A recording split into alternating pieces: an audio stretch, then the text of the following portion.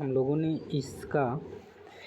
इसको कहाँ तक ख़त्म कर लिया था? IGCAR तक ख़त्म कर लिया था। IGCAR फिर से एक बार चर्चा कर लेते हैं कि IGCAR का फुल फॉर्म क्या है। तो Indira Gandhi centre for atomic research है। इसकी स्थापना होती है 1971 में कलकत्ता में। भारत में sodium cooled fast bread reactor प्रौद्योगिकी के विकास की दिशा में उन्नत इंजीनियरिंग कार्यक्रम संचालित करना, यह भारतीय परमाणु ऊर्जा कार्यक्रम के दूसरे चरण का हिस्सा है।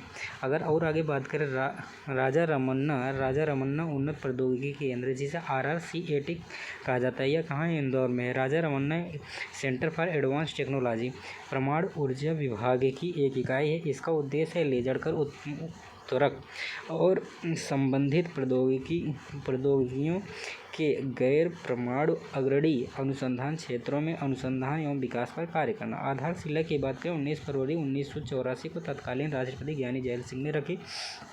प्रयोगशालाओं और आवासों का निर्माण मई 1984 से शुरू हुआ। वहीं 1986 में BARC से वैज्ञानिकों का पहला बैच RRCAT स्थानांतरित हुआ।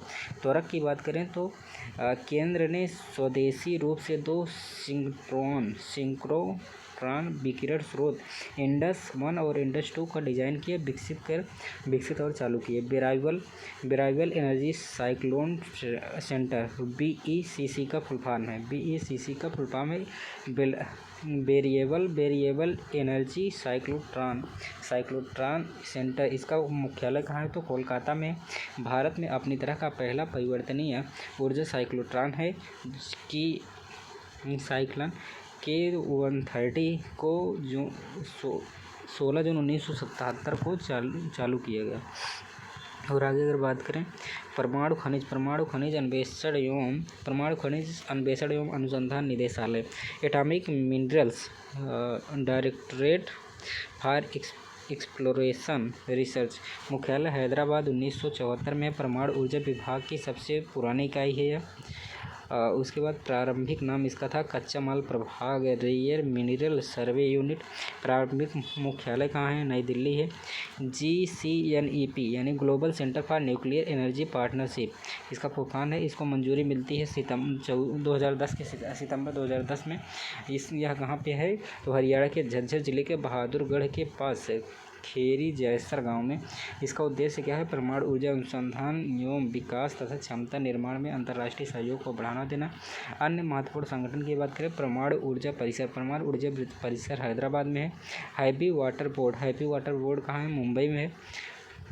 9 अगस्त 1962 को नांगल स्थित हैवी वाटर प्लांट में भारी जल की पहली बूंद का उत्पादन हुआ था। अच्छा, कहाँ? 9 अगस्त 1962 को नांगल स्थित हैवी वाटर प्लांट में भारी जल की पहली बूंद का उत्पादन हुआ था। विकिरण एवं आइसोटोप प्रौद्योगिकी बोर्ड की बात करें मुंबई में BRIT, board of radiation and isotope technology. BRIT की शुरुआत होती है 1989 में। उसके बाद आता है भवानी की बात करें तो भारतीय नाभिकीय विद्युत निगम लिमिटेड ECIL का फुल फॉर्म क्या होता है? Electronic corporation of India. UCIL का फुल फॉर्म होता है uranium corporation of India limited. And IREL का इंडियन रेयर अर्थ लिमिटेड होता है। उसके बाद DCSEM directorate and construction service and estimate management DPS का होता है decorate of purchase and stores. GSO का होता है जनरल सर्विस ऑर्गेनाइजेशन। इसकी स्थापना होती है 1979 में। अंतरिक्ष विभाग की स्थापना होती है 1972 में। अंतरिक्ष आयोग बना 1972 में, जून 1972 में अंतरिक्ष आयोग बना और अंतरिक्ष विभाग बना। साथ ही 1972 में इसरो को अंतरिक्ष विभाग के अंतर्गत किया गया और बेंगलुरु अंतरिक्ष विभाग का सचिवालय इसरो का मुख्यालय बनाया गया। दायित्व की बात करें तो अंतरिक्ष यानों को प्रक्षेपित करने के स्वदेशी क्षमता वाले प्रक्षेपयान कार्यक्रम विकास करना। उसके बाद दूरसंचार प्रसारण मौसम विज्ञान शिक्षा के विकास और आदि के लिए भारतीय राष्ट्रीय उपग्रह प्रणाली INSAT कार्यक्रमों का विकास करना। विभिन्न विकासात्मक उद्देश्यों के लिए उपग्रह छवियों के अनुप्रयोग हेतु रिमोट सेंसिंग कार्यक्रम का विकास करना। महत्वपूर्ण तथ्य की बात करें, 1992 में एंट्रिक्स कॉर्पोरेशन भारत सरकार के स्वामित्व की कंपनी है। अंतरिक्ष उत्पादों व सेवाओं का विपणन करता है। अंतरिक्ष विभाग के प्रशासनिक नियंत्रण में। अंतरिक्ष के लिए क्षेत्रीय शैक्षणिक केंद्र 6 क्षेत्रों में बांटा गया है, जिसमें उत्तरी में आ जाएगा। उत्तरी क्षेत्र में दिल्ली, हरियाणा, हिमाचल प्रदेश, जम्मू कश्मीर, पंजाब, उत्तराखंड। पश्चिमी में आ जाएगा दादरा नगर हवेली, गोवा, दमन दीव, गुजरात, महाराष्ट्र और राजस्थान। उसके बाद जो दक्षिणी जिसका मुख्यालय मंगलौर है। आंध्र प्रदेश, कर्नाटक, केरल, लक्षद्वीप, पांडिचेरी, तमिलनाडु, तेलंगाना आ जाएगा। उत्तर पूर्वी में अरुणाचल प्रदेश, असम, मणिपुर, मेघालय, मिजोरम, त्रिपुरा आ जाएगा।